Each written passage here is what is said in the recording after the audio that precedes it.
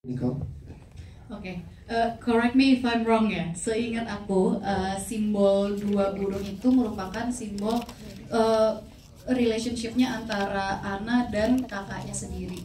Dan itu sebelumnya muncul di mungkin kalau misalnya sekelibat doang sih munculnya, ada di wallpaper HP aku sama ada lukisan di rumahnya Kaika. Jadi itu bisa dibilang keterikatan antara kita berdua lah gitu simbol. Makanya aku ingin paying homage to my sister, jadi ditato di kulit aku. Begitu bukan? Iya, silakan Mas Nata. Kurang lebih seperti itu, cuman mungkin untuk sedikit memperlengkap, karena kalau kita bicara soal simbol burung itu kan simbol kebebasan ya. Burung bisa terbang setinggi-tingginya untuk mencapai apa yang dia ingin gitu di atas langit.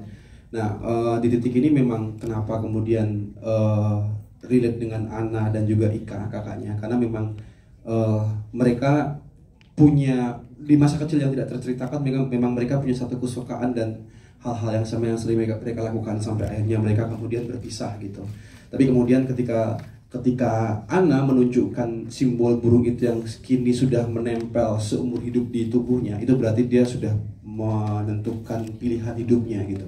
Tato itu kan bukan sembarang tato. Ketika orang menato dirinya berarti dia sudah memilih jalan hidupnya gitu. Jadi ketika kemudian Ika melihat Anna, orang yang memang dari keluarga yang memang dia tahu sebagai anak Karirina yang ada di dalam rumah mewah yang hidup dalam sebuah lingkungan yang privilege, dan tiba-tiba dia memutuskan kabur dengan pacarnya yang kemudian dia menato dirinya, itu kan dia sudah menentukan apa yang dia pilih dan itu tersimbol lewat tato. Tato itu pilihan hidup sih gitu. Oke, siap. Terima kasih Mas Nata. Kau silakan pertanyaan kedua tadi. Kalau yang dari buku itu kan selama dari pertengahan film sampai ending film kan ada dialog-dialog, aku masih belum bisa baca mata kamu Anna, dan gambarnya pun itu sebenarnya muncul beberapa kali kayak ya di filmnya, beberapa kali ya muncul ya. Endingnya udah bisa gambar matanya, artinya si Topan itu udah bisa lihat jiwa bebasnya Anna selama si Topan bilang aku masih belum bisa baca mata kamu, itu Topan masih ngeliat ada kekangan di Ananya, dan di ending dia ngasih gambar si Anna dengan mukanya penuh ada matanya juga. Di saat itu Topan udah ngeliat Anna sudah berjiwa bebas. Bener nggak Mas? Ya artinya ketika buku itu kan memang jurnal pribadinya si Ali Topan ya, ketika kemudian itu diserahkan ke Anna Karenina, bahkan sejak awal film dimulai sampai bagian terakhir pun tidak ada yang pernah tahu bahwa ternyata Ali Topan itu mempunyai buku kecil yang selalu dia pegang. Bahkan Anna Karenina pun tidak pernah mengetahui itu. Anna Karenina melihat itu pada saat di hotel, tapi dia memutuskan untuk tidak memegang karena dia tahu ada boundariesnya juga gitu, dimana Anna juga menghormati privasinya Ali Topan. Tapi pada akhirnya ketika Ali Topan memutuskan untuk menyerahkan buku itu, artinya dia sudah menyerahkan hidupnya ke Anna gitu. Jadi itu sesuatu yang sedikit puitik tapi memang kadang agak susah dibaca, tapi ya nggak apa-apa lah, karena yang penting itu romantis gitu. Yes. Oke, terima kasih jawabannya. Selanjutnya, oke, sini dulu ya, nanti kita ke belakang-belakangnya. Cik. Ya, saya Bayu dari news.com. Pertama, selamat buat film Ali Topan. Mau nanya dulu ke Jeffrey Nicole, untuk peran yang rebel, kemudian tukang berantem, sumbu pendek ini kan juga udah cuma sering ya lumayan ini ya. Tapi apa yang ngebedain si Ali Topan ini dengan beberapa karakter-karakter yang serupa? Karena kalau gue lihat di sini Ali Topan meskipun tukang pukul, tukang berantem, dia juga lumayan cengeng ya, balik ke opung mau nangis, berkaca-kaca, dengar Mbok Yung sakit nangis, cerita soal Mbok Yung nangis ya. Itu kalau buat lu sendiri gimana ngeliat apa perbedaan dari Ali Topan dengan karakter lainnya? Terus kemudian buat Tesya, kalau di film sebelumnya cerita pertama belajar naik mobil manual ya, apa di sini juga motornya belajar dulu kah baru belajar? Karena emang kelihatan agak tegang sih meskipun dengan meskipun membonceng Jeffrey Nicole di belakang dipegangin, tapi tetap kata tegang Anda ya. Jadi boleh di-sharing berapa lama belajar motor gedenya dan gimana keseruan ketika belajar? Itu aja sih, thank you, sukses buat semua. Silakan. Mungkin bukan karakter film gue yang lain, mungkin ke karakter gue sendiri sumbu pendek.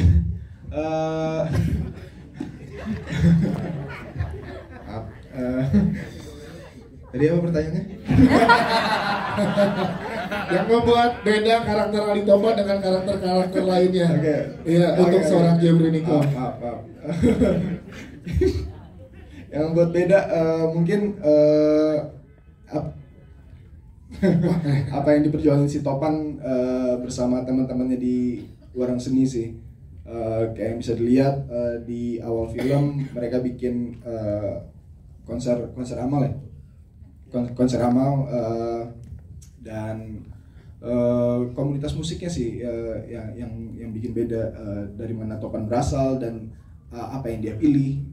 Topan kan berasal dari keluarga yang lumayan berada dan tapi dia tetap memilih buat di jalan bersama teman-temannya di Warung Seni. Mungkin prinsip itu sih yang bikin Topan beda dari karakter-karakter bad boy lainnya sih. Oke, siap. Terima kasih Nicole. Lutesia, silakan boleh dijawab. Iya betul, itu baru belajar motor.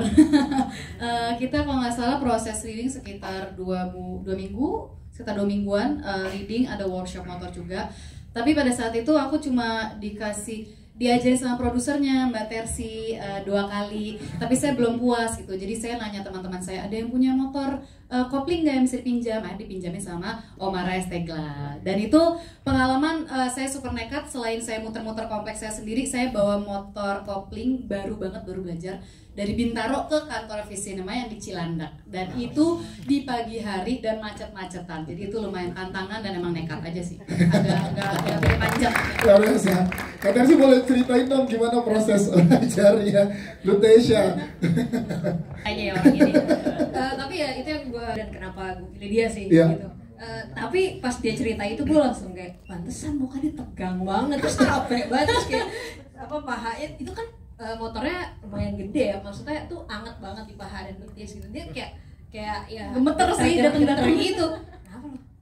Jadi gue gini. Oh ada anjing-anjingnya. Maaf. Maksudnya ada gila-gilanya. Maksudnya gue sebagai produser, gue kayak kalau dia bilang gue bakal ada co-rider, at least ada mobil di belakang. Yes. Kalau mau nyoba gitu. Cuman dia emang ada gila-gilanya. Jadi ya gitu.